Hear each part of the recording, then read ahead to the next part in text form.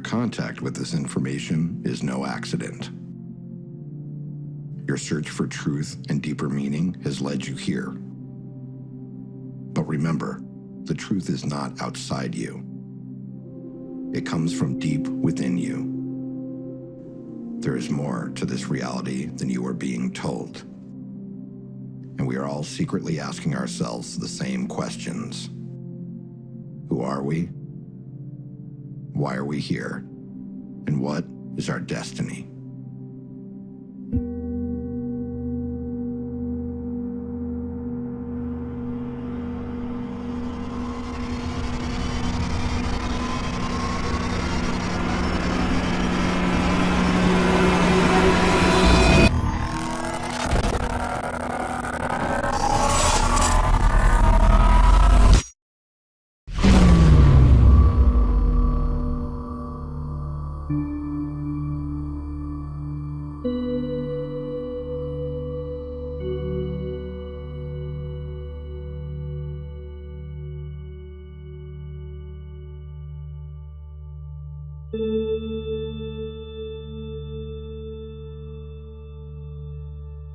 From the earliest stage I can remember, I was having dreams of flying cylinders in my backyard at the house I grew up in. And these cylinders did not have wings, and they would sort of flutter in the air. Interestingly enough, I also had many meetings with an old man who seemed to be connected to these flying cylinders. The old man had gray hair and a gray beard. He had a robe. He wore sandals. This man had such a connection to me that I actually would cry when I woke up from these dreams. In these dreams, he was telling me that a stupendous event was going to happen in humanity's future within my lifetime, that it would lead to some sort of evolutionary leap for us in what it means to be human. And he also told me that I would have a very key role to play in this awakening. He also said that I would be needing to learn as much about science as possible, and also he gave me a keen interest in UFOs and ancient civilizations. I was taught to spend a lot of time looking into the stone monuments around the world. He told me that was very important. He also wanted me to understand what these craft were that this phenomena was emanating from. A very powerful event happened when I was 5 years old, where I woke up in the middle of the night and I was floating over my own body. My body was alive. I was floating over myself in bed and I could see myself sleeping. But interestingly enough, my astral form, or ghost body, as I thought of it at the time, had the same pajamas on that I was wearing in the bed. So I'm literally looking down at myself, seeing myself sleep, and I then floated down the hallway, feet first. I felt as if there were voices talking. I felt a very strong energetic presence.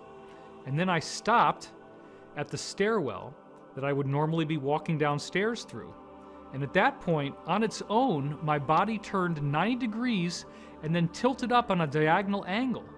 And I started to drift down the stairs. As I then surged with fear, thinking, oh my God, I'm dying, the experience suddenly terminated and I was not able to go any farther. However, I've come to believe that most likely I did have more experience after that moment in the stairwell, but that I was spliced back into my body without the memory being retained consciously. As I grew older, this out-of-body experience compelled me to try to get another chance. So for 2 years after this happened, every night I prayed to get another chance to fly out of my body and meet the old man in person, quote-unquote, instead of in a dream. After 2 years, I broke down and told my mother what happened, and she was progressive enough to tell me that what had happened to me was one of a series of things called extrasensory perception, or ESP. So literally, I'm a 7-year-old kid, and I went underneath the stairwell in the basement of my house, and there was a whole row of paperback books, one of which said ESP in big capital letters. The title was How to Make ESP Work For You by Harold Sherman. I started reading the book. I was in 2nd grade. Most kids were reading Clifford the Big Red Dog. I did not understand many of the words, so I had to use context, but I was able to get through the book. For me, Reading people's minds, knowing what they were thinking, that was commonplace. I was very aware of what people were going to say before it came out of their mouth. I was very attentive to the eyes, the body language, the ambiance, and the nuance of a particular environment I was in. All of these things in my early childhood seemed to be anomalous until you started talking to certain insiders, at which point you realize this fits in with a greater mosaic. And it suggests that, like many others on Earth, I'm not suggesting that I'm unique here, there was extensive extraterrestrial contact that still to this day I have not been able to recover the memories from. Everyone in the UFO community is faced with a seemingly outrageous challenge to try to make sense out of the enormity of material that there is to study. How do you effectively navigate a course through an incredible body of material that encompasses many different ancient civilizations that have megalithic architecture or giant stones? How do you bring in the element of secret societies and the occult ceremonies that are taking place within these societies? What is the relationship between those secret societies and the governance of our modern world at the elite level? Is there a deep state? Is there some sort of supranational cult that is actually controlling the world? And then, how does this knowledge gel with the concept of a spontaneous quantum leap in human evolution that could be coming our way? A good starting point for this esoteric investigation is to rethink everything that we thought we knew about history.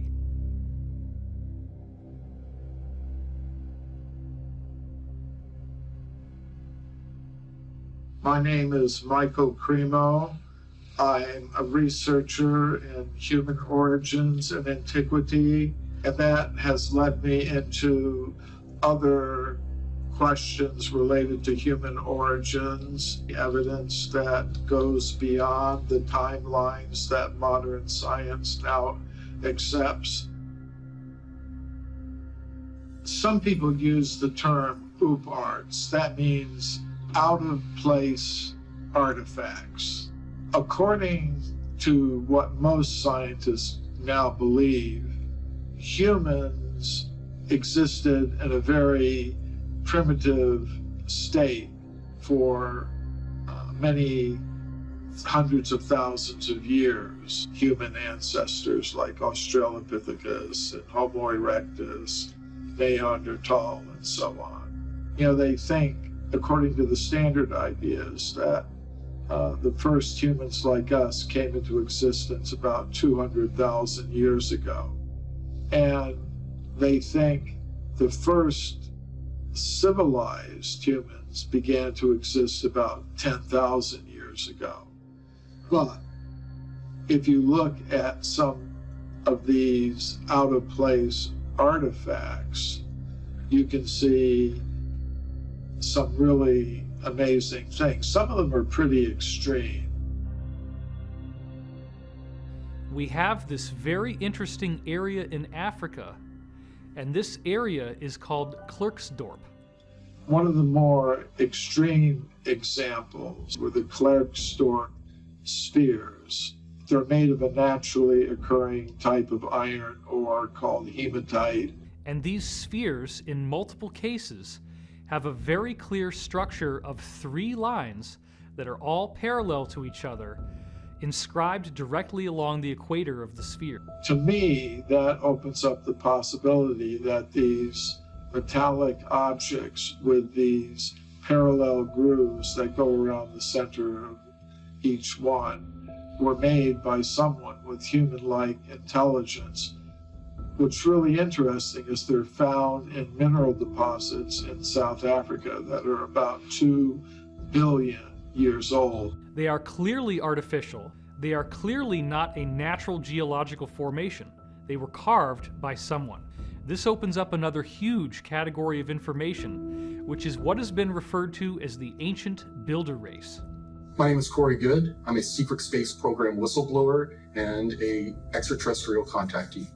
Because of my access and clearance in the programs, I was able to learn a lot more than what is generally available about the history of our solar system. So during the time that I had this unprecedented access, I also started to look deeper into the history of our cosmos, and I started to find little bits and pieces about an ancient race that they refer to as the ancient builder race. And they called them that because they knew nothing about them. They had found ancient structures all throughout our solar system and other solar systems that were around 2 billion years old.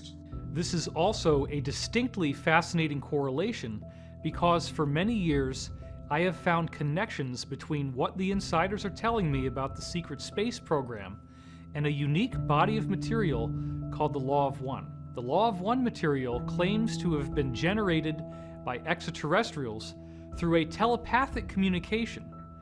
I lived with the people who generated this for 2 years. Their group is called L&L Research.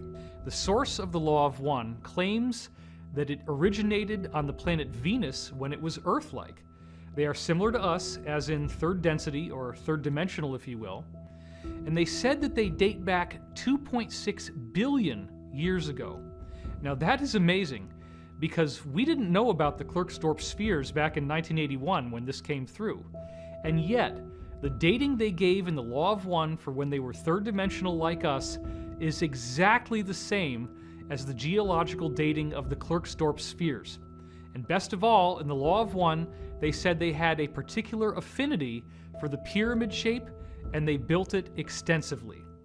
Therefore, it does appear that the solution to the mystery of who is the ancient builder race is that this is the group now identifying itself as Ra, the group that gave us the Law of One material, the same group that ultimately contacted Corey Goode, appearing as blue avians, now appearing in 6th density, billions of years later, after they were like us. They are apparently the most evolved extraterrestrial group that has ever been involved with humanity.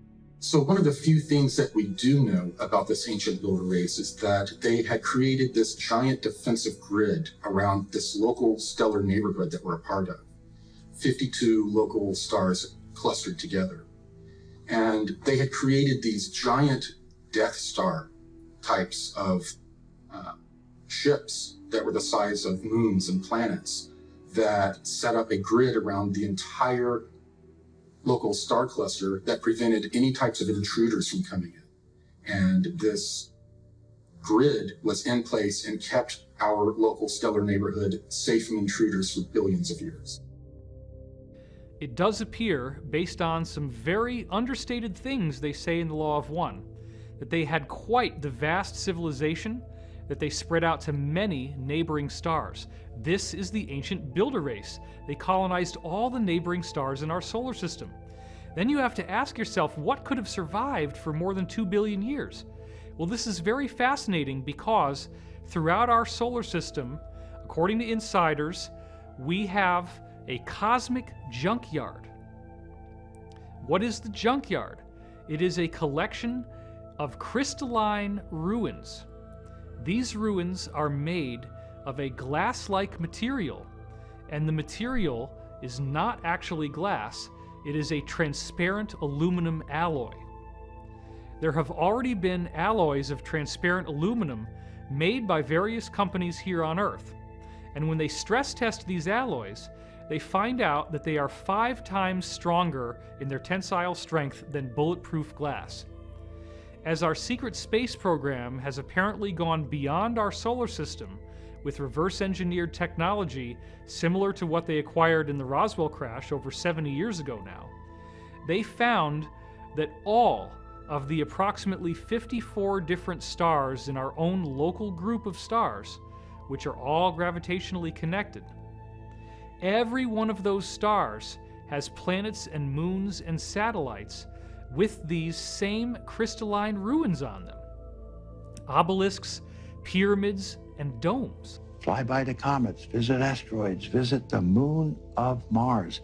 There's a monolith there, a very unusual structure on this object that goes around Mars once in 7 hours.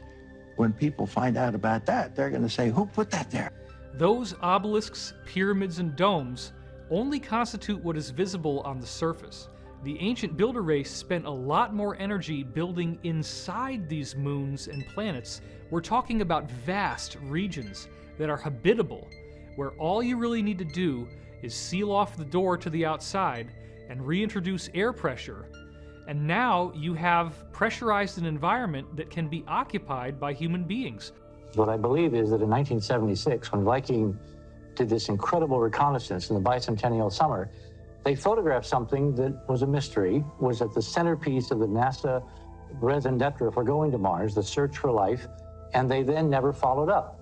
It's a set of pictures, two separate sets of frames at two different sun angles that show a collection of pyramids, an astounding geometric regularity in this layout. We don't have to prove they're artifacts. All we have to do is provide probable cause to suspect they could be, and then the ethics of science say you got to go and test. When you go back to the original NASA imagery of the Martian surface from 1976, there are two frames that really matter. There's 35A76 and there's 70A13. When you compare what is on these two frames, you can clearly see a city of what obviously appear to be pyramids, which apparently again were emulations of the ancient builder race crystal pyramids that they had found throughout our solar system and beyond. There is a gigantic pyramid, estimated to be 1.5 miles wide, and this pyramid is clearly pentagonal, 5-sided. But what is even more fascinating than that is that there are 2 of the 5 corners at the top of the pyramid that are narrower than the others. And when you actually look at the pyramid, it is the 5-star human pattern of the human body. You can superimpose the Vitruvian Man on top of what they call the D&M pyramid on Mars, and it precisely fits. Now, what does that mean? That means the 5-sided pyramid on Mars is anthropomorphic. It is a human image. It is a pyramid built in the image of the human body. So believe it or not, pyramids and obelisks have been found on the moon, on Mars, and on other moons and satellites throughout our solar system that are very damaged and very, very old, over 2 billion years old. This civilization that was on Mars was very aware of the ancient builder race, and that these ruins, as their civilization evolved, they discovered they were very extensive. They were always made of this transparent aluminum crystal, and there are many places you can go where you can go inside a moon and find enormous cities worth of space. I'm Dr. Michael Sala. I'm the author of the Secret Space Program book series. I'm investigating ways to introduce information concerning classified technologies that have been suppressed from the general public for decades and are now going to be released, we think, in the very short future. Some of you might be asking, well, how could giant bases be built on the moon? Well, we know, according to a group of Japanese scientists that released a paper in 2017, that giant caverns have been discovered in the moon, and that one of these caverns is big enough to house the entire metropolitan region of Philadelphia within it. The people who were involved in this ancient builder race seem to have mysteriously disappeared, and the cultures that came after them worshipped them as gods. They would emulate their architecture. The people who were on Mars, which we call the progenitor race, they actually built their own structures that were very similar to what they had found all throughout our solar system.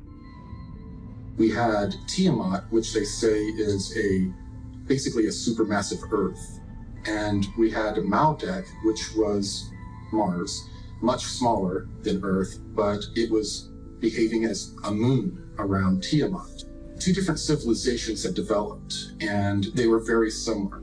The beings on Tiamat, they all had these elongated skulls that we've seen in various studies, but they were slightly different. The beings on Tiamat were slightly taller and had different shaped skulls. The beings on Maldek were slightly skinnier and smaller, and again had slightly different skulls, but they were genetically related. They were considered basically cousins. and they had royal families from both sides that were in competition with each other and warred with one another. So at some point, this group that we call the pre-Adamites, they entered into warfare with another civilization that is in our local 52 star cluster. And they developed this plan to harness the ancient builder race grid and to use it as a weapon against their enemies. And this grid, it works through what we call the cosmic web. Every star, every planet is connected with an electromagnetic filament. And that's how portal travel works. We travel through these electromagnetic filaments. 2017, on my website, I released 2 DIA reference documents that had never been released before. These documents were given to me by Washington, D.C. Beltway insiders, and they wanted me to release them on a certain date. Corey Goode is unique because he's the first person that I know of that is both a contactee, someone who has had extensive contacts with extraterrestrial civilizations, while also being an insider of actually having worked in some of these compartmentalized programs. And what's even more significant about him is that he is trusted sufficiently by insiders to be given some of these documents, some of these defense intelligence reference documents, to basically release to the general public to get people up to speed with the possibility of these kinds of advanced technologies existing. These DIA documents support the idea that wormhole travel is actually possible through the cosmic web. Using this same web is how the ancient builder race built this galactic protection grid around our local star cluster. In this case, the pre-Adamites were trying to weaponize this natural system.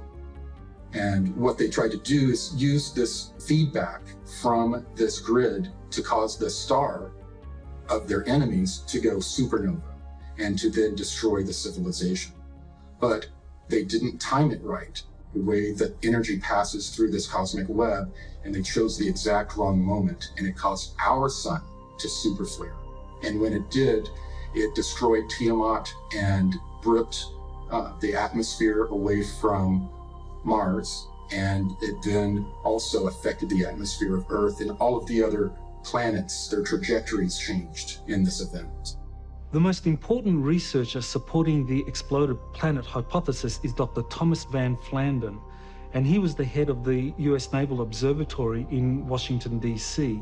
And he came up with this theory that between the orbits of Mars and Jupiter, the present asteroid belt, there was once a super Earth, a very large planet that was in that orbital region.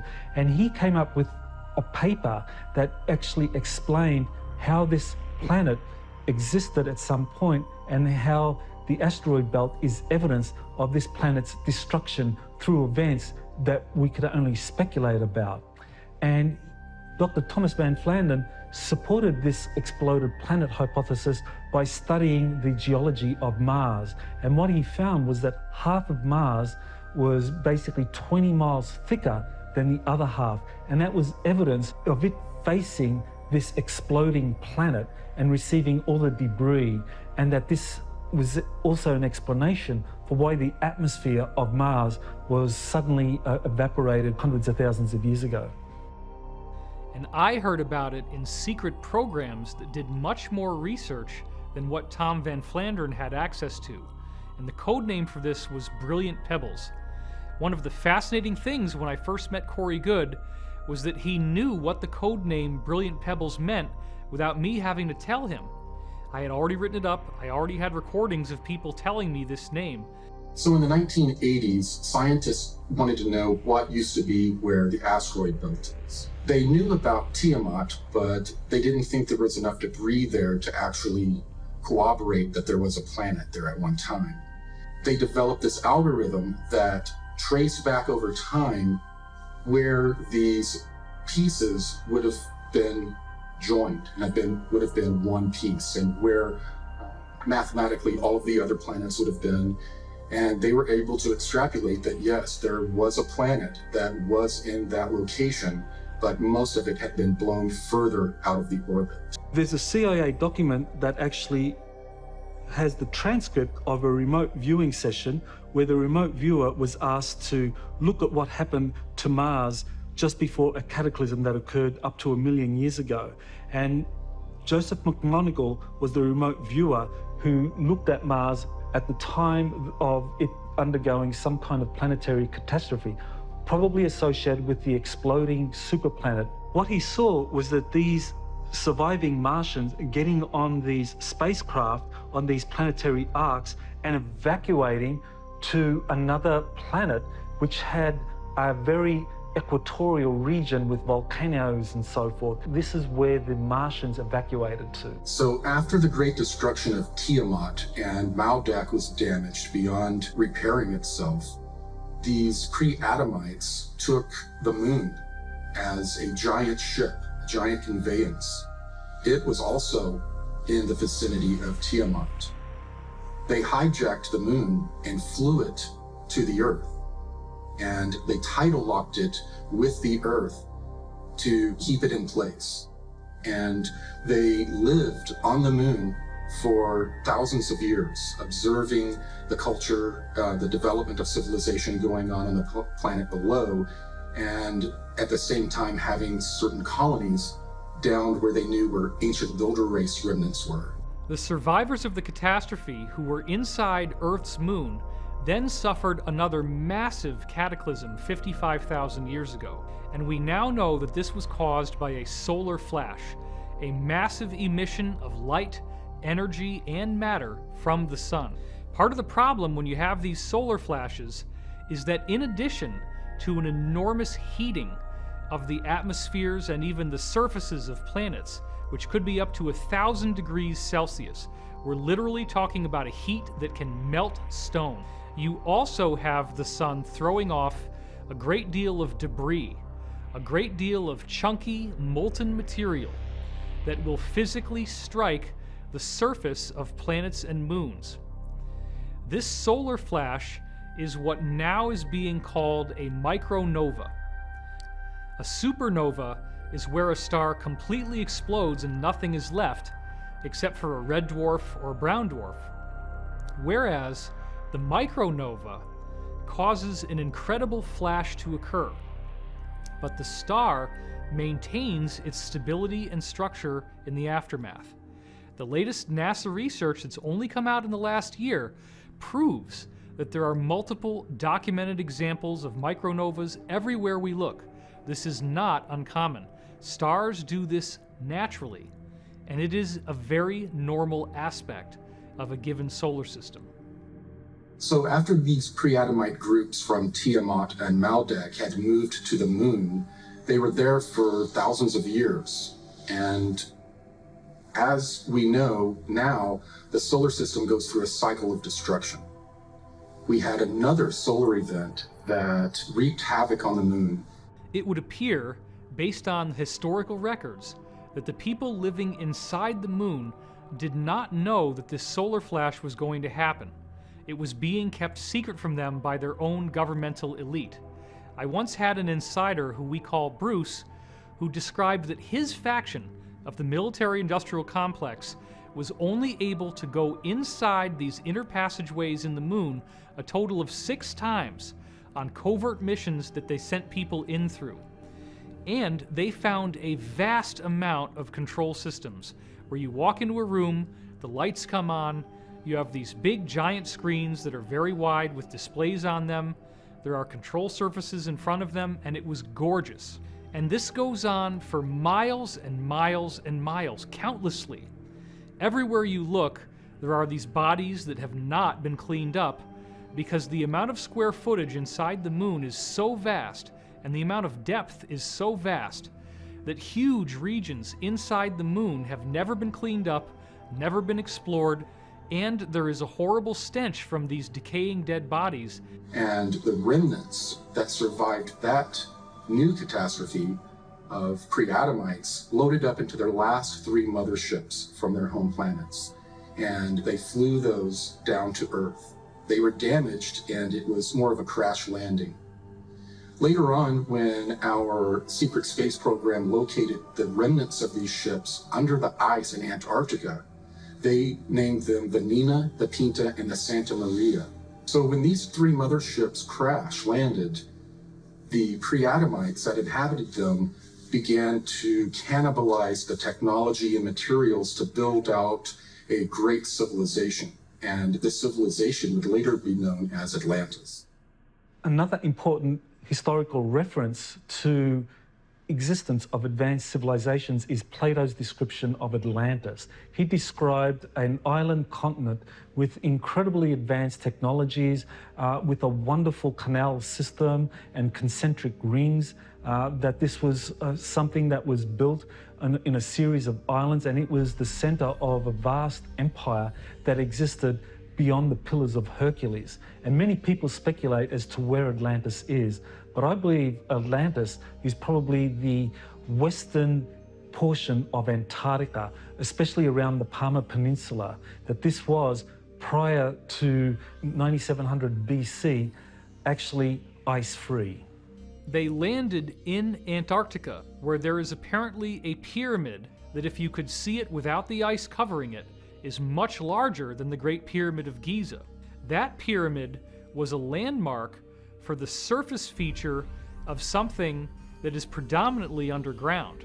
There are enormous ancient builder race ruins underneath the surface in Antarctica. The progenitors crash landed in Antarctica, but at the time, the Earth was on a different axial tilt, and Antarctica was not covered by ice. In the 15th century, the Perry-Reese map was produced, and what it shows is the coastline of North and South America, Africa, as well as what appears to be Antarctica, the Palmer Peninsula, as well as part of New Schwabenland. Now, this was well before Antarctica was discovered. When we explore the idea of Antarctica being ice-free, we have to look at the evidence of pole shifts. And the person who's most associated with theories of pole shifts is Charles Hapgood, who wrote a book called The Earth's Shifting Crust. And his book was supported by Albert Einstein, who wrote the foreword to it, and basically believed that Hapgood was correct in terms of his theory, how the pole shifts approximately 40 degrees from one age to another age. This pre-Adamite group, while their civilization was thriving on Tiamat and Maldek, they became very, very proficient geneticists. And they brought that with them to the Earth. And when they got to the Earth, they found inhabitants that were humanoid beings. They then started to play around with the genetics of these early humans and developed them into a number of different species, including hybrids with animals that they used as a slave force. So the people who crash landed in what we now call Antarctica began to introduce their DNA into the genetic material of humans from Earth. And those people who were cloned out did have the elongated skull physiology. Apparently, there were two royal lineages that go all the way back to the source planets themselves, and they have slightly different features. When you look at the elongated skulls, some of them have a distinct bun-like bump that looks almost like there is a ball on the surface of their head there, whereas other elongated skulls have a smooth slope without that bun-like protrusion. This apparently refers to the two major types of extraterrestrial lineages from this exploded planet. So the pre-Adamites thrived for thousands of years and became the Atlanteans. 11,800 years ago, our sun had another micronova, and this was one of the more severe micronovas. And as the ejecta from the micronova left the sun, it impacted the moon and also Earth. According to the maps Charles Hapgood supplied and ice core samples, two British researchers, Rand Flem-Ath and his wife Rose Flem-Ath, wrote a book called Atlantis Under the Ice. What that book shows is that West Antarctica, the Palmer Peninsula in particular, was actually 40 degrees north of its present location in the temperate zone, and that approximately 9700 BC, this is when the this coincides with what Plato described as the time Atlantis collapsed into the ocean, that this is when the pole shift occurred. And so that coincided with that region of Antarctica moving down towards the South Pole and it being frozen over, and everything that was in that continent was flooded and flash frozen. And so, according to the maps and the ice core samples, what we can see about Antarctica is that indeed West Antarctica has been ice-free for significant periods because the ice core samples only go back several thousand years at most. Whereas when we look at the ice core samples from East Antarctica, these are millions of years old. When the Earth shifted on its axis, it caused Antarctica to move from a lush tropical zone to a colder region. And it did so quickly that it flash froze the waves that were leaping over the continent. Several years ago, the CIA declassified a document that was authored by a geologist by the name of Chan Thomas. That document is called the Adam and Eve Story, and it describes a cataclysmic series of events associated with a pole shift of up to 90 degrees, where the Antarctic and the Arctic, those both flip approximately 90 degrees so that they are now at the equatorial zones of the planet.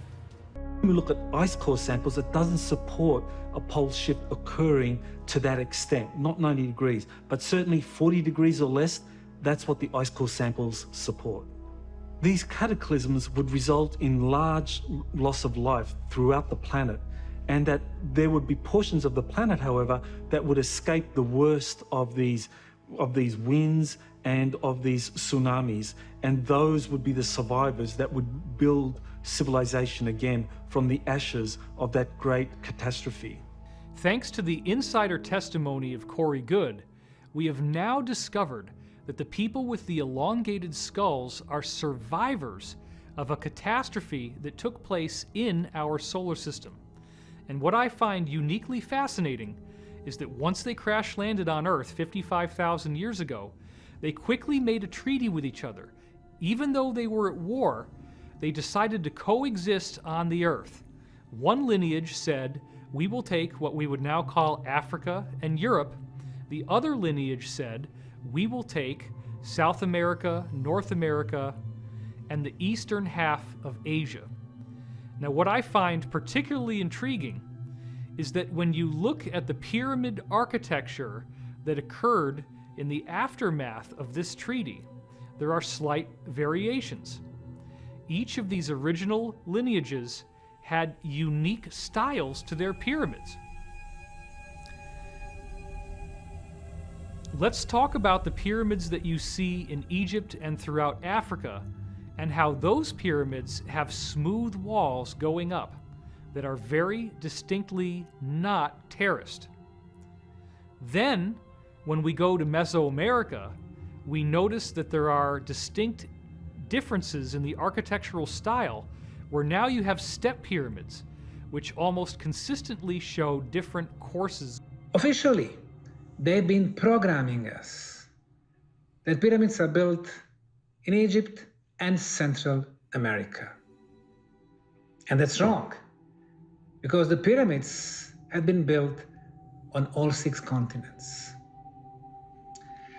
Probably at this moment in time, there is no living soul who have visited and investigated more pyramids than myself. In China, 250 pyramids near the city of Xi'an. We have pyramids in Indonesia. Our friend, Dr. Danny Hillman, discovered pyramid in western part of the island of Java. It is known under the name Gunung Padang, the Hill of Light. Cambodia, Southeastern Asia, the Koh Ker in the northeastern part of the country, a beautiful pyramid. Australia, 2 hours drive from Brisbane to the north, Gympie Pyramid. In Africa, 155 pyramids. The island of Mauritius, 4,000 kilometers away, from the African continent, in the middle of the Indian Ocean. 7 beautiful stepped pyramids. More than 300 pyramids in Peru. And then Tucumã pyramids in the northern part, more than 200 of them. The biggest one, of course, Huaca del Sol, the Pyramid of the Sun, near the town of Trujillo. There are probably well over 100,000 pyramids, maybe up to 500,000. But more than 97% are still hidden in the jungles and forests. At Angkor Wat in Cambodia, we have a very unique outlay of different pyramidal type sites. And, according to the work of Graham Hancock, those different architectural sites, although they appear to be randomly positioned, actually align with the constellation known as Draco. And what's best of all is that there is a drift in the Earth's axis called the precession of the equinoxes. And the alignment of where this series of pyramids in the Angkor Wat area of Cambodia line up with the position of the Draco constellation, this only works if you go back 12,500 years ago. And this is precisely the same as the alignment that everyone is familiar with the pyramids of Giza and the stars in the belt of the constellation of Orion. Another thing that is very fascinating about Angkor Wat is that when you look at some of the temples within this area, and there is one, for example, called Bakse Chamkrong. Oh my God, it looks exactly like the step pyramids in Mesoamerica. As you look at this overlay, notice the perfection of how these two different pyramids fit together. This is not a different society. This is a unified culture. But wait a minute, we've got Mesoamerica and we've got Cambodia. They're separated by the vastness of the Pacific Ocean, and yet they're using exactly the same architecture. The elongated skull physiology has been found all over the planet. We see it in Boskop, South Africa. We see the same type of remains being dug up in a dig in Siberia in a town called Omsk. We also saw reports that the Mongolians, or the Huns, as they conquered going west, had these strange elongated skull features as well. We see these skulls in the tombs of the elite in Europe. And then, interestingly enough, you have a different strain that we find in the Americas, both north and south. I find it very fascinating that this evidence is hidden out in the open. We see these elongated skulls all over the world, but we don't ask the deeper questions. This becomes a very important question of how the modern-day Illuminati, deep state, or cabal actually do believe that they are the remnant of these people with the elongated skulls. The deep state consists of the Rothschilds, the British royal family, the Vatican, and the Chabad cult, which many Jews do not consider to be Jewish. They consider it to be a Khazarian criminal organization. The secret societies are higher than the countries in terms of the loyalties of their membership. Whether it began with with stellar civilizations, I've met someone who purports to be from a stellar civilization, and I've been informed they don't like the term extraterrestrial. They prefer stellar civilization. Be that as it may, whether you believe in extraterrestrial stuff or not, it's clear that here on Earth there's a 1%, there's a 99%. And in 2012, the forces of good started to win. And the Mayans and others had predicted this, and I think the way I explain it to myself is that the collective meditation and prayer that was being done ended up bringing in the positive stellar civilizations, and now the negative stellar civilizations are on the run, and the elites are on the run. Now the good news is, I think human beings are an experiment in free will, and I believe that if we can resurrect our individual sovereignty, there is no power in the galaxy that can stand up to us.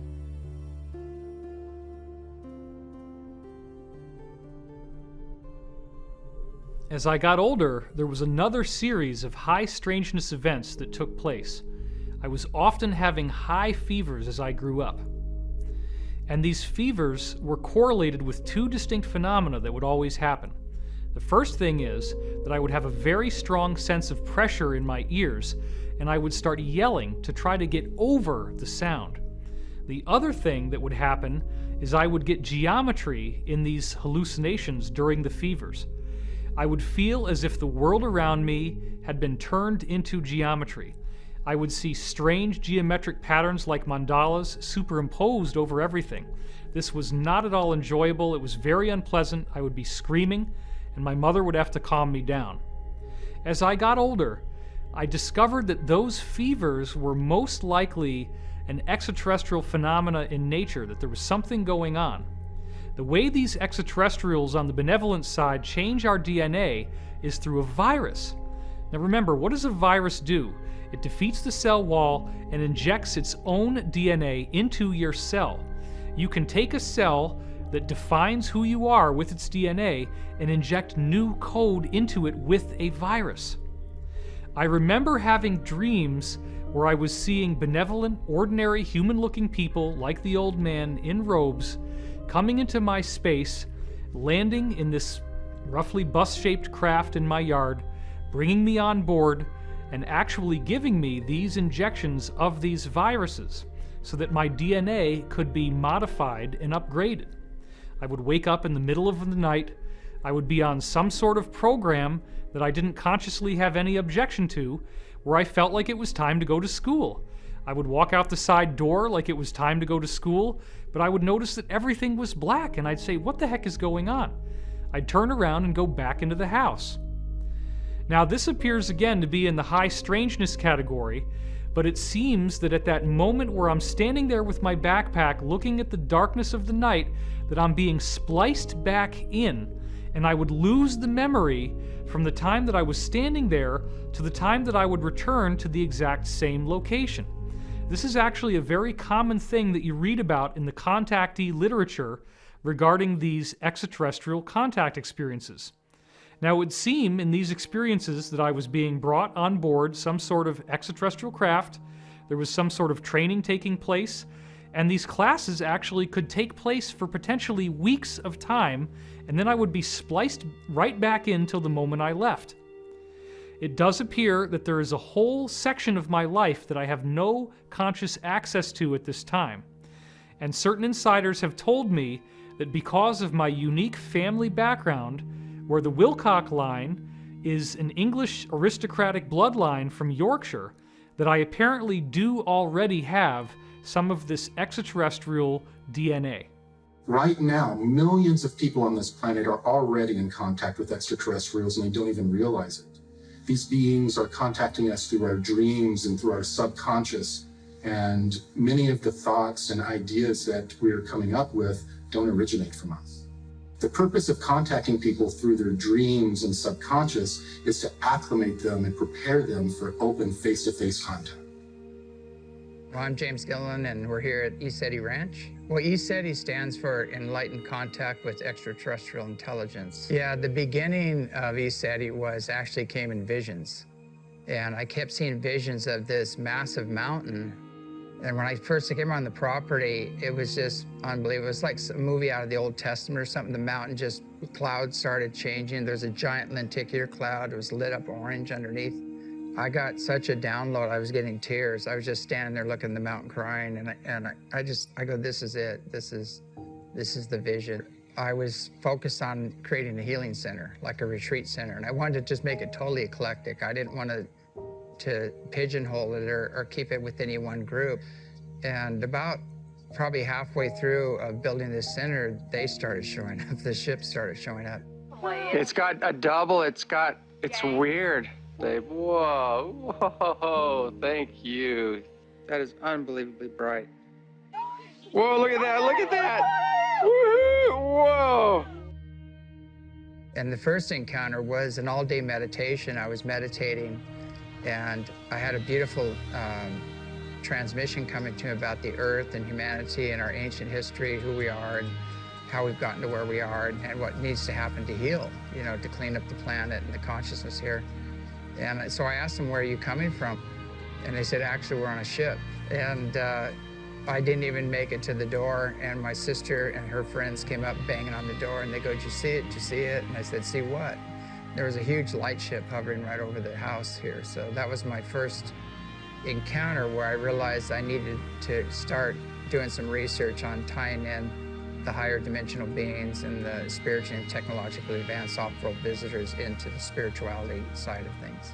When you go within and start expanding in consciousness, we find out we're not just a body and a personality, we're a spirit and a soul, and that's a multidimensional aspect of ourselves. And so as you expand in awareness, you start taking in these other dimensions, and contact is a natural occurrence when that happens. My name is Robert Salas. I had an experience in the 60s at Malmstrom Air Force Base as a missile launch officer. When this incident happened, right afterwards, we were ordered to sign a non-disclosure statement, and that had very strict penalties if we broke that. The incident was classified. However, since it had been a long period of time, they were going to declassify what I'll call the Echo flight shutdown of 10 missiles. The Echo flight incident happened March 16th, 1967. Ours happened 8 days later, March 24th, 67. In addition to that, there have been many other incidents involving UFOs at nuclear missile sites. It happened again at Minot in 1968. It happened at Whiteman Air Force Base, right, and other bases, similar incidents. It took time to get to the point where I realized that we were certainly not alone in the universe. And I had plenty of time, of course, because I couldn't talk about it. But eventually I did get to that point, and it was a kind of awakening that what we were doing on Earth here, building up nuclear stockpiles, having the ability to completely destroy every living thing on the planet, was not acceptable, not only to us, but to others in the cosmos. The bombings of Hiroshima and Nagasaki still haunt me. I think about that a lot. And the fact that we could easily be involved in nuclear war today. We've done it with Chernobyl, we've done it with Fukushima. That's immoral. It's immoral to the whole human race. We can't just adopt the morals or ethics of one particular country or group of people. We're talking about humanity as a whole and how we fit into the cosmos. You know, we are, it should be obvious to everyone by now that we are not alone. And it's ridiculous to think that we are. And the entities have spoken. They have said, you should not have nuclear weapons. My name's Peter Maxwell Slattery, and I'm from Australia, and I'm a lifelong experiencer with probably the largest catalogue of UFOs, paranormal activity captured on camera and video in the world. There's so many different types of crafts that I've filmed, whether they look like they're plasma, they're morphing, changing shape, these egg-shaped type crafts, pearls, and that's, you know, we look at the translated word of Buddha, they talk about pearls in the sky that brought the gods down to earth to visit man. I've always been an experiencer since a young age. It started off with telepathy. Not long after that, I started to see grey aliens, but they were white. I didn't know if they were alien, you know, angels, demons. I just didn't know what it was. My journey with coming out about my experiences was the hardest thing I have and ever will do, in my opinion. I've been shot at. I've had death threats. I get hate mail almost on a daily basis. And I didn't ask to go on the news or to talk about this. I had the news come to me and ask me if they could use my footage, and I just wanted to know what the hell was going on. I went and got brain scans, I went and talked to people. I thought I was literally going insane. A lot of us do think about suicide. We think about just going away and never ever seeing anybody ever again, or just completely forgetting about this reality and going back to a 3D life. To tell my mother and father, my brother, my step brothers and sisters, friends, I was sort of stupid to some extent thinking people are just going to believe this because I experienced it. Because when it's happening, it's like, you know, the world needs to know this. This is the most important subject. It goes through everything to do with energy, agriculture, society, everything we can think of, space travel, our consciousness and how we treat each other. This, hands down, is the most important issue. Every aspect of your reality changes when you're experiencing what I call multidimensional reality. An experience that I've had that really touched my heart with the start of all this was I was in my lounge room and broad daylight, middle of the day, and I was approached to what I can only call is liquid blue light beings. Now, before this experience, I'd seen these liquid blue light orbs coming in and out of my house.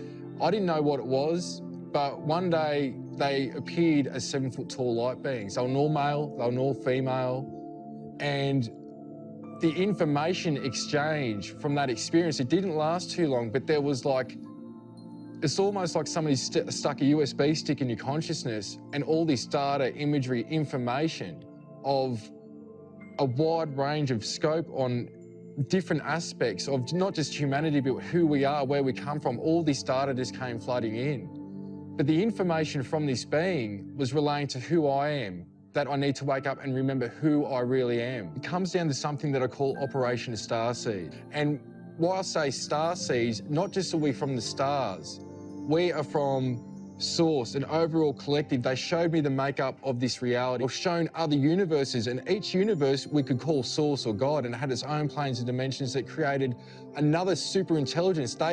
These universes were cell of a bigger intelligence. And so from that understanding and that experience, they were showing me that we've come down the planes and dimensions as strongest souls right now to help uplift the consciousness evolution here. We're here for conscious evolution to help humanity help themselves. So what we have on Earth is a wide variety of different extraterrestrial races who cherry-picked DNA from all over the galaxy. Let's look at this particular population. Let's look at this particular population. They're all fundamentally human, or humanoid at least, because that's a constant throughout the galaxy. But this particular human race has a spiritual sense. This particular race has telekinesis. This particular race has telepathy, or has some sort of unique resiliency. And can we chop that out and then make our own designer humans who have the best of everything we can find all throughout the galaxy? Over 60 of these genetic farmer race groups came together and formed a super federation. And this super federation was formed to help them manage this great experiment that was made up of 22 different genetic experiments on human beings on this planet. Some of the examples of how they would make these genetic changes is that they would use viruses as delivery systems. They would make changes to certain genetic markers or genome in this virus and use the virus as a delivery system. And not only did the virus deliver the genetic changes to the civilizations they were working on, but they also were used to cull off the weaker genetics and allow the experiment to thrive. These genetic programs were developed to boost or enhance the natural evolution or ascension of the beings on the planet. And what they would do is they would take a genetic approach where they would tinker with our genetics. And instead of allowing eons of time for genetic changes to occur, they would cause them almost instantaneously. So on our planet, we have all of these different genetic experiments that are in some cases competing with each other.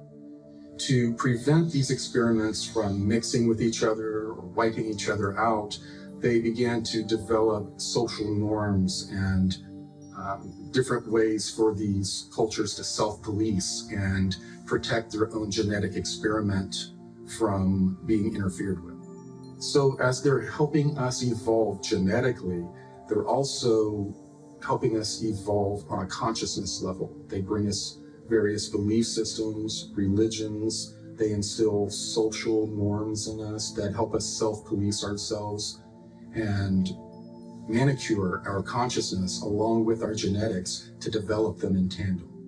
Even today, these experiments are compartmentalized through religion, language, geographic location, and culture.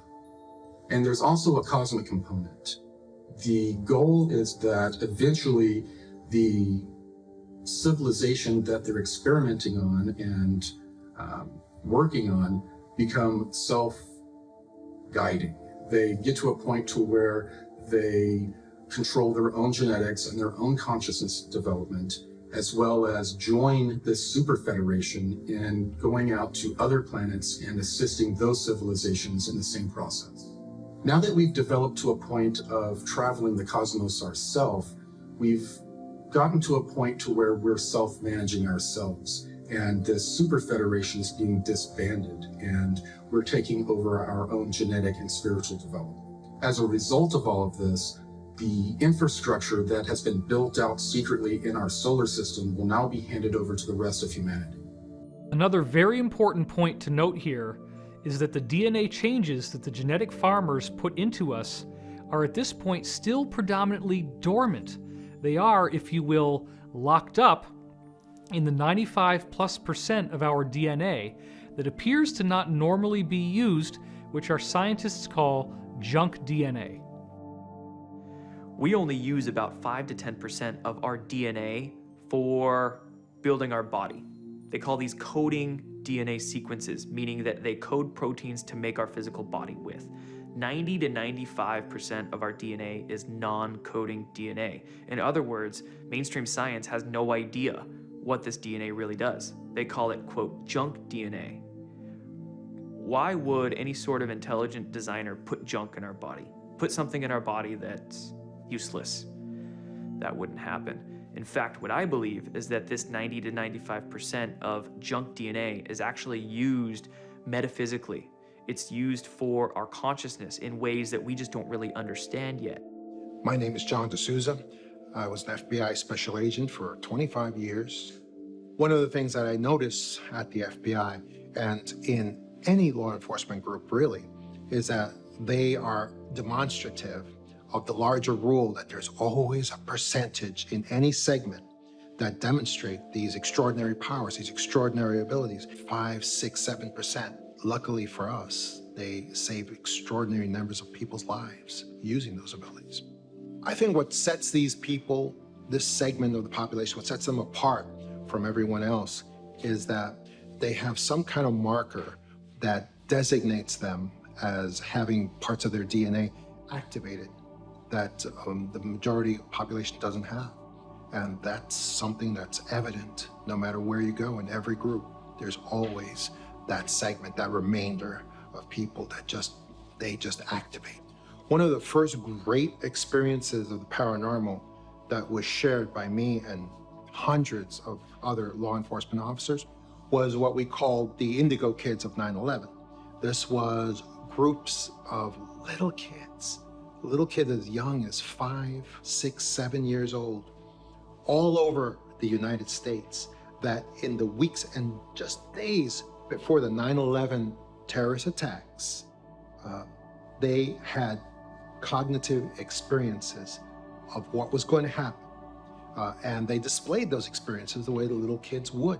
At school, sometimes they did it with drawings, with finger paints, with arts and crafts, representing burning buildings where people were jumping out of the buildings.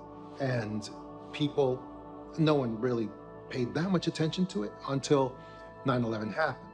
And then we in law enforcement, we set up all these intel centers saying, report anything at all that occurred just before 9/11, anything suspicious, anything at all, doesn't matter what it is. And people did. People reported these little kids. They reported them as having dreams and visions and arts and crafts representing what happened on 9/11. So we had to go investigate these little kids for possible connection to terrorism and their parents. We had to go question them, and we did. And in every case, they had a vision, they had a sense, they had a remote viewing, they had something of that sort, and there was no physical explanation how they could have known. And that's the Indigo Kids of 9/11. It's very evident to me that corporations and government intel agencies are very intent on monitoring and identifying everyone who's had these anomalous experiences, because they want to identify them, because later on, they're probably going to scoop them up. It's like gun registration. You got to know where the guns are so you can get them all later on. Now, certain cosmic laws were established for these genetic experiments. To avoid violating these cosmic laws, some of these ET genetic farmer races would incarnate as humans and allow themselves to be experimented upon. These genetic farmer races would also incarnate here for raising our consciousness. We have various people like Tesla and Einstein who are most likely starseeds or incarnates of these extraterrestrials. These people brought philosophies and scientific principles that radically changed our civilization. According to the different contactees that I've interviewed, basically what we're witnessing at the very moment is a temporal war between different extraterrestrial groups. There's a positive extraterrestrial group, predominantly human-looking, that basically want us to develop our civilization along the path of an ethical, responsible civilization where we basically become part of a galactic community. There's another extraterrestrial group that are aggressive, and they want the Earth to be basically develop along the lines of a tyrannical civilization. In a way, these 22 experiments were similar to competing term papers.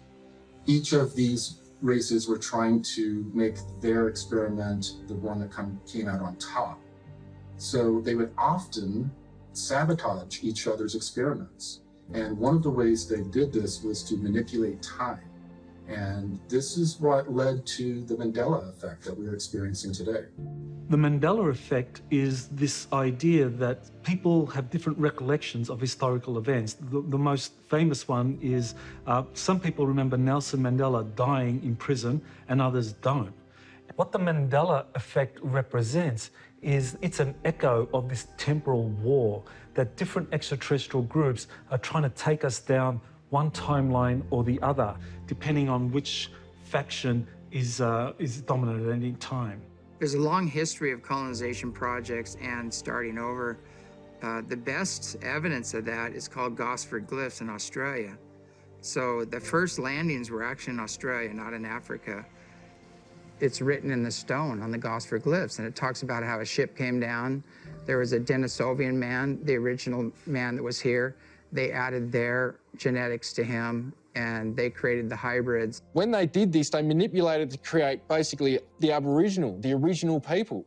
And it was so they could incarnate into that body and have the Earth human experience. A lot of elders, whether it's in America or Australia or other cultures, they talk about that they were seeded by the Pleiadians. We also have a lot of rock paintings and cave art depicting what we call the Wandjina, the sky beings. My name is Clifford Mahudi. I'm a Zuni Pueblo Indian, and I have been working to get a lot of information among the indigenous groups, especially the North American Indians and our neighbors to the south, our brothers and sisters, the Mesoamerican Indian people. And I'm doing this because it is about time that we start gathering the information to convey and pass on to future generations. If you look at it in terms of the origin of what we are going, we started out is that technology and spirituality were in connected, real tight in the beginning. And throughout the ages, they've separated technology away from the spirituality, and then it becomes a hard science. And somewhere in that path, man invented religion. Religion was primarily for three basic reasons. First of all, was fear, and of course, the other one was control, and the third one was greed. And so it worked against spirituality. The indigenous community had technology that was performed through the conscious methodology. For example, there was remote viewing. I'm John Vivanco, and I been in remote viewing for over 20 years. I was working in a civilian think tank. We were civilian operation, yet we were utilized by some of those in government. And usually the stuff in government was bizarre things. It was never normal type stuff. There's one case that we've really dug into, and that's the case of J.C. Brown. He claims that he came across a cave that went, 11, 14 miles underground. And he came across what he called the village, eventually he called the village, which was these cutout rooms. In these rooms, he found giant mummies that were up to 12 feet tall. We decided to take this case, see if we can find out first if it's real. What's going on here? Digging into these giants, we went further, right? So we also go and we identify the location where we can find them, the whole 9 yards. But as far as the giants are concerned, these are from an ancient civilization. These beings have been on Earth for a very long time. When we looked at where they originally came from, it was a seeding on one side, like humans, for instance, and then alien intervention, where they had genetically manipulated this species to be the way they are. And what happened with them was that there was a major cataclysm. This is probably around the time of the flood, so they were still around. And a major cataclysm occurred, especially up in the flooding, up in the Pacific Northwest, that wiped them out. And this cave system that these guys went to, these giants went to, was them trying to escape and get out of the way of this cataclysm. Now you had humans who survived this cataclysm. Whenever the Earth would have a catastrophic episode, these genetic farmer races would take the civilizations they were experimenting on underground to protect their experiments. You've got petroglyphs up in the Lava Beds National Monument in Northern California, who they're describing the cataclysm. They're describing something that happened with the sun that destroyed a huge part of the Earth. And so these giants were wiped out in part by that, and in part by, well, Native Americans. I mean, they hunted them down and they killed them. And I don't know how intelligent the giants were. We don't get them as being extremely intelligent. We get Native Americans, Native Indians, humans, this new version of humans as being extremely intelligent compared to them and able to just eradicate them, because these giants would end up eating them. They would capture them and eat them. We looked at the reality of his find, and then we also looked at what he was doing at the moment he claims that he found it. And those two things lined up. So we're getting giant mummies. We're getting weaponry. We're getting strange symbols on copper plates. Everything that he claimed that he found, we saw in our remote viewing data. Some of our native indigenous civilizations that mysteriously disappeared, such as the Olmec, were actually extraterrestrial civilizations. So over eons of time, when in other star systems they went through similar catastrophic cycles, these genetic farmer races had brought them as refugees to our planet, and they would live on our planet for up to thousands of years while their system repaired. And then afterwards, they were removed and returned to their own star systems. So it turns out the Earth is a cosmic refugee camp.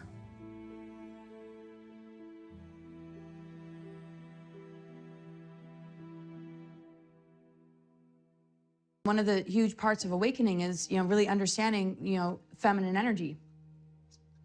And I think, really what's being rebalanced or coming to light for people is the end of patriarchy and the understanding of things like sacred union. But when women are holding sort of this historic resentment towards men, it's still not reaching a place that we need to reach, I think, with each other, to have unity consciousness, because it has nothing to do with men. It has nothing to do with women. It has to do with the programming. It has to do with something that's impacted both sexes. I mean, if you think about it, men have gone off and they've gotten their limbs blown off in war. Women have been exiled, and there's been a lack of, justice or lack of empowerment. So this is how we heal our DNA. So junk DNA is actually scrambled fire codes that hold masculine and feminine energies in balance. That's how it upgrades, and it connects to the earth grids too. So the rebalancing, has to do with recognizing that the junk is actually a treasure. And if we could see this reality as a really unbelievable love story, the love story is that we're seeking, truth. We're seeking the authentic. We're seeking the divine, and that's within ourselves. And we're divorcing the imposter. We're divorcing the system that has betrayed us. It's like a partner we would never want. It doesn't matter if it's masculine or feminine. It's not healthy. It's toxic, and it's cruel. So the rebalancing, I feel, has to do with, living this life like it's a true love story. But I think this is a huge deal for both, men and women. Men are getting more in touch with their inner feminine. They're willing to maybe share emotion, be more vulnerable.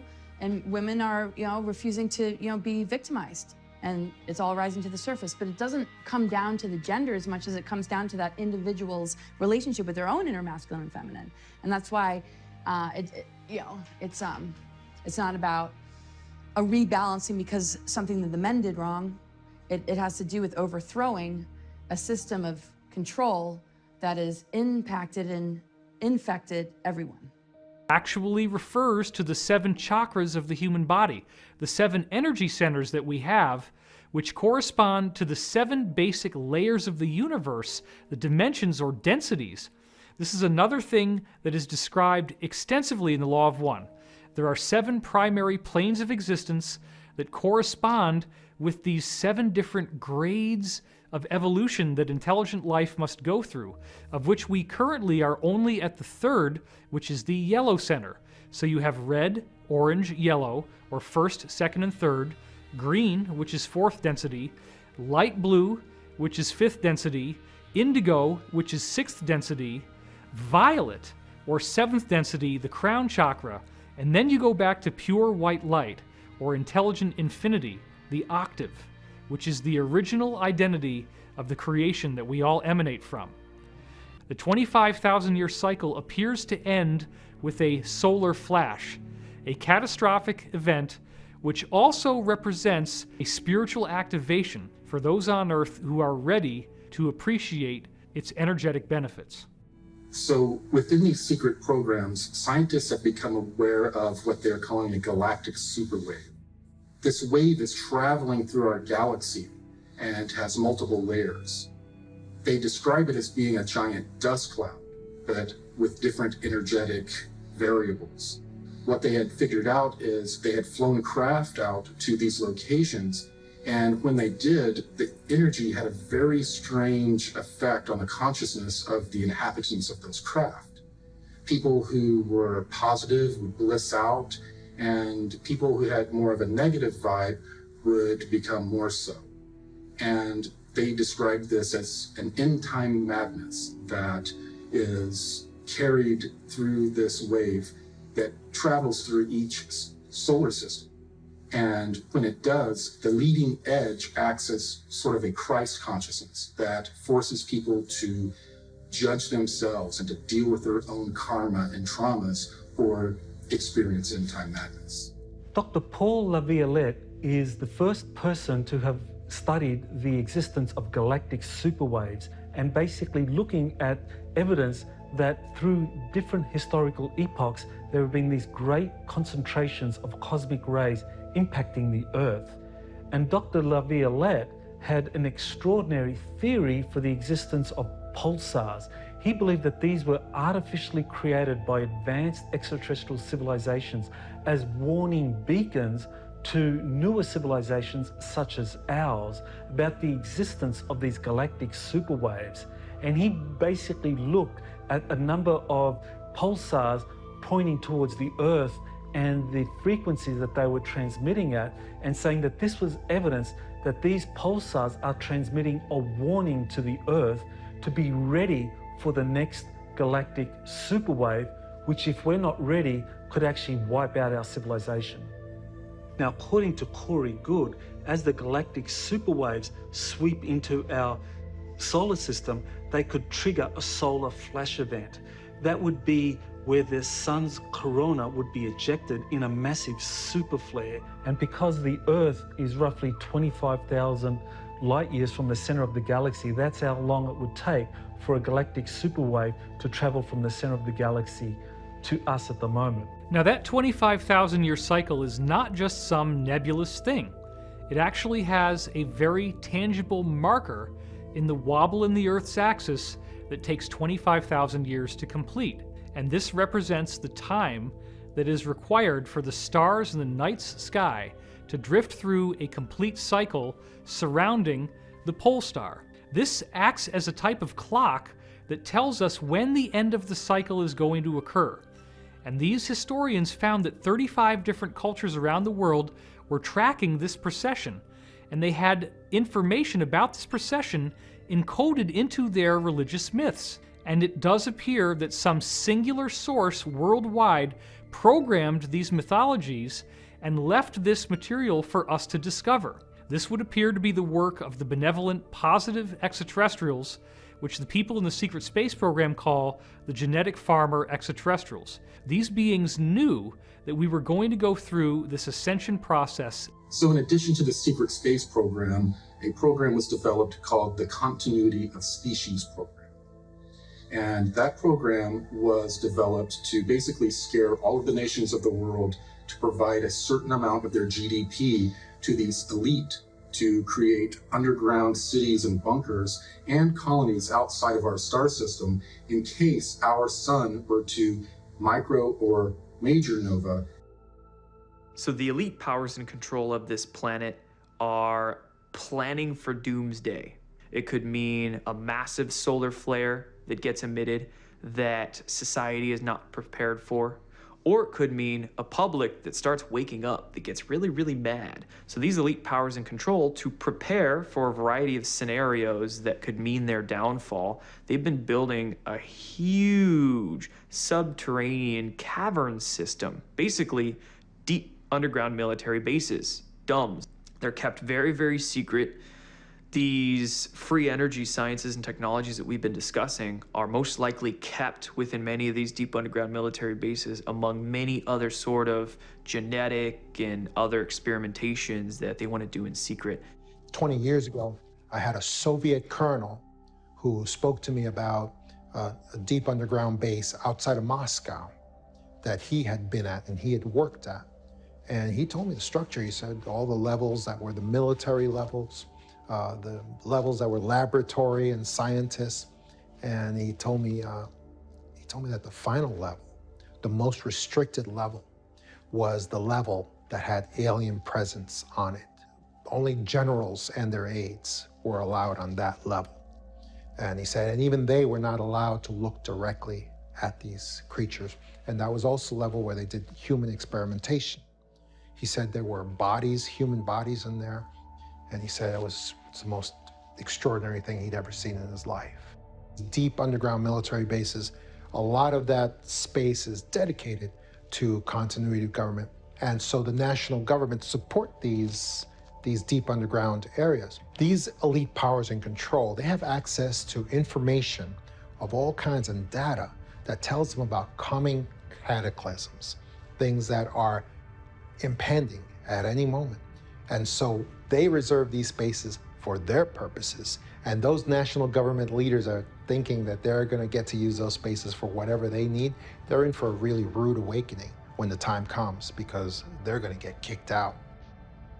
So the elites are preparing using these underground bases. But it's interesting to note, higher consciousness people are also preparing by exploring new community models. My name is Sasha Stone. I'm, I think, popularly known for having founded the New Earth Nation, which is a sovereign movement of conscious people, living men and women of the living soil, so to speak.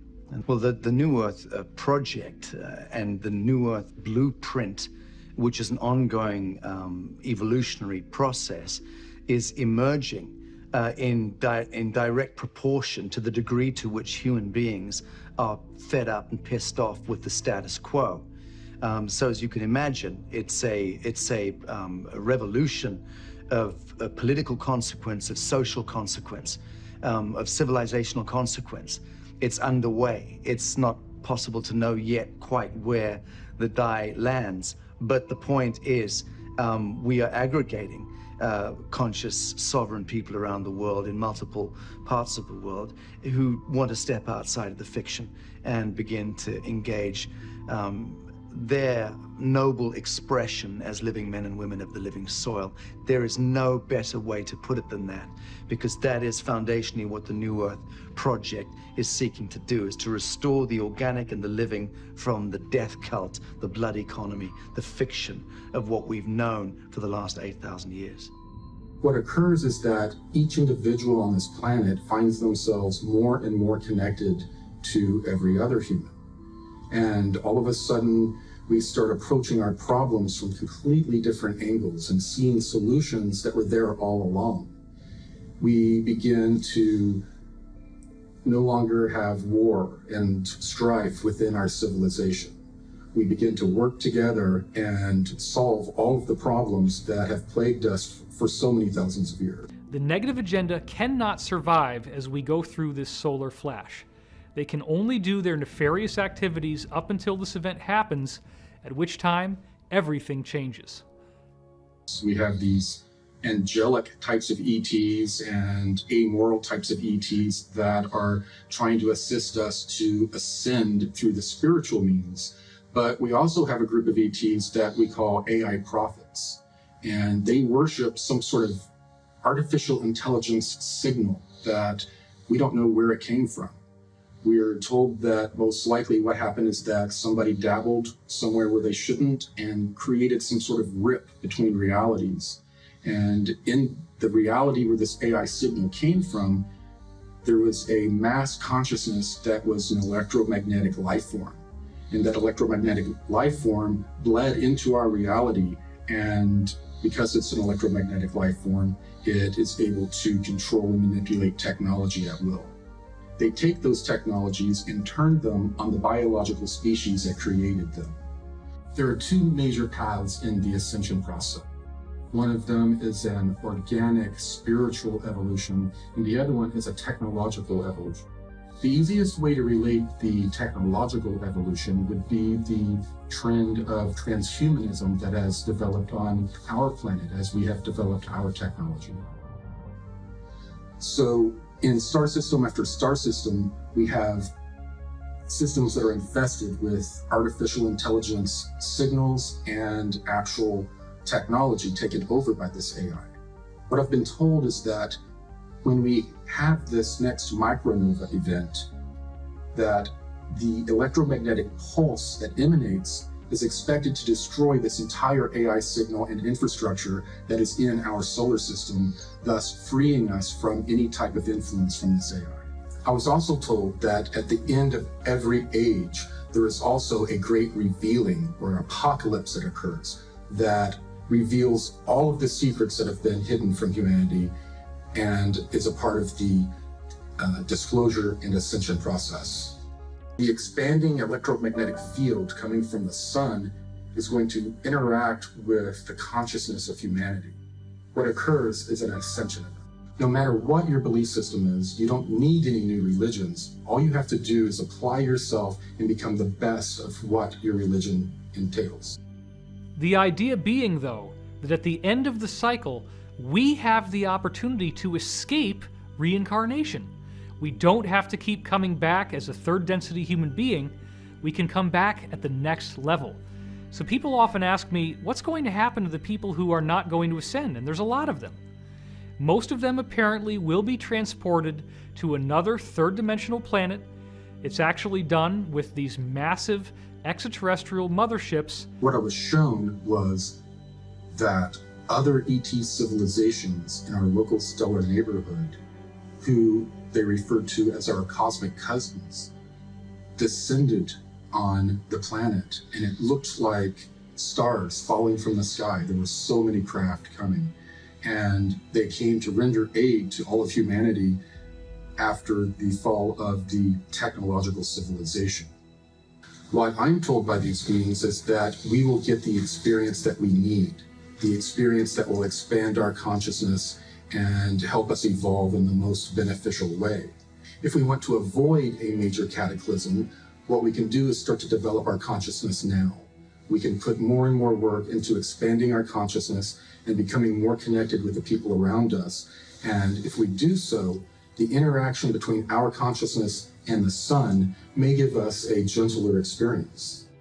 My name is Allison Coe. I'm a hypnotherapist outside of Portland, Oregon. There are some really interesting trends that move their way through these sessions that I have.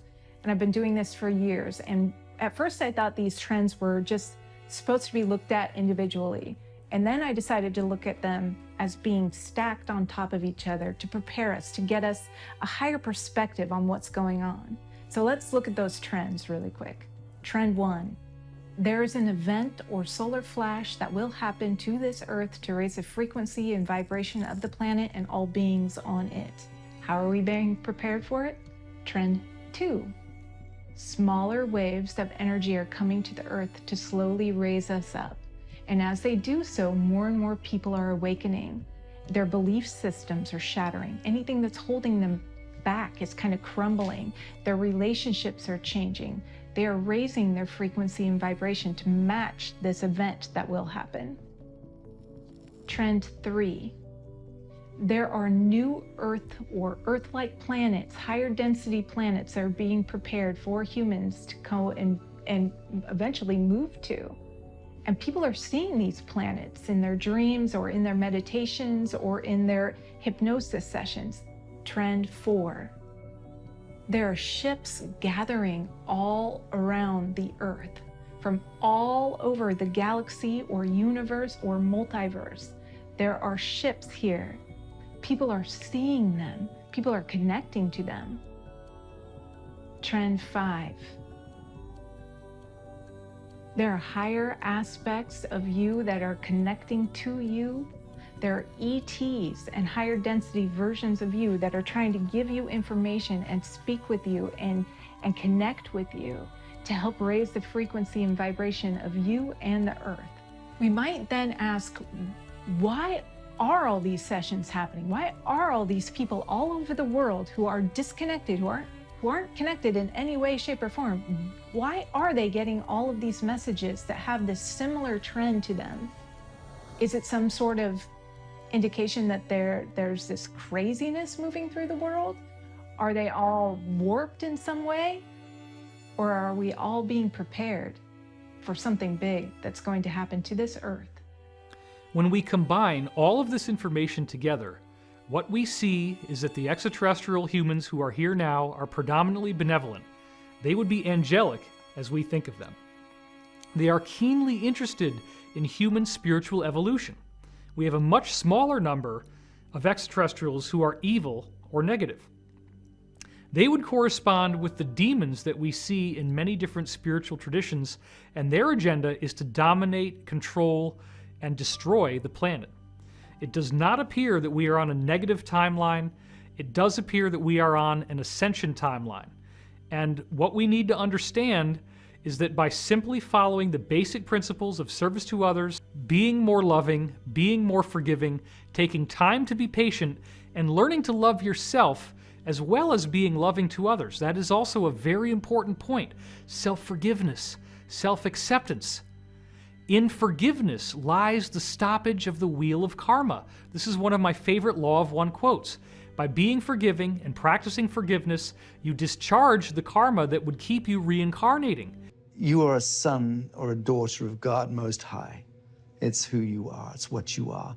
The Great Spirit, the Great Source, the Alpha and the Omega. You are the son and the daughter of the Alpha Omega. What you have to do is believe in yourself and your healing and your light and your vibration.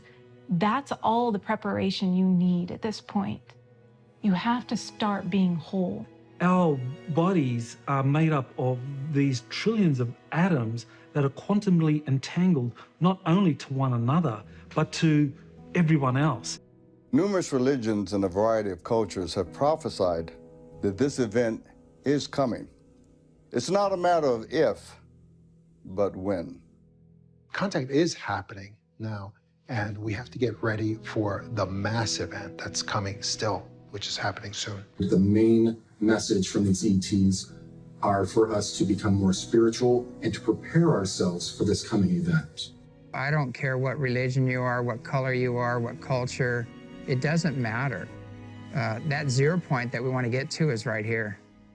And when you connect with this, everything's connected. I'm offering teachings that's 20,000 years old. And all I need, I don't need money, just people to listen. Can we retrain ourselves and even teach the next generation the value of being of service to others? To honor Mother Earth, to honor our animals, to honor one another, to respect the sovereign dignity of each individual? The best thing that you can do if you find yourself in this Illuminati in any way, the best thing you can do to absolve yourself of any karmic debt is to come forward as an insider, as a whistleblower. If you dedicate your life in service and you are willing to speak out and act on behalf of the greater good for humanity, you better believe that you can get your ticket to the ascension.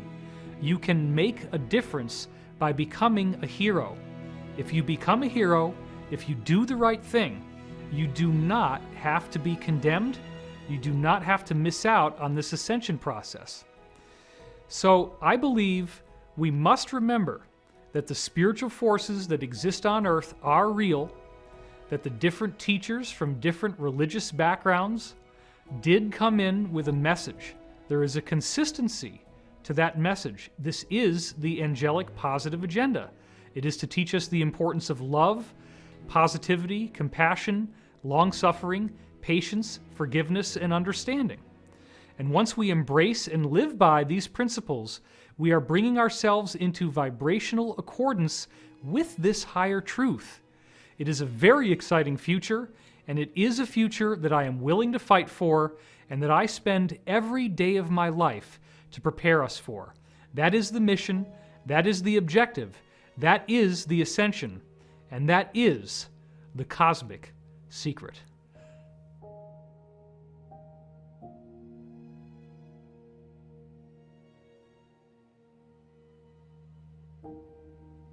You are the conduit between the spiritual realms and the physical realms.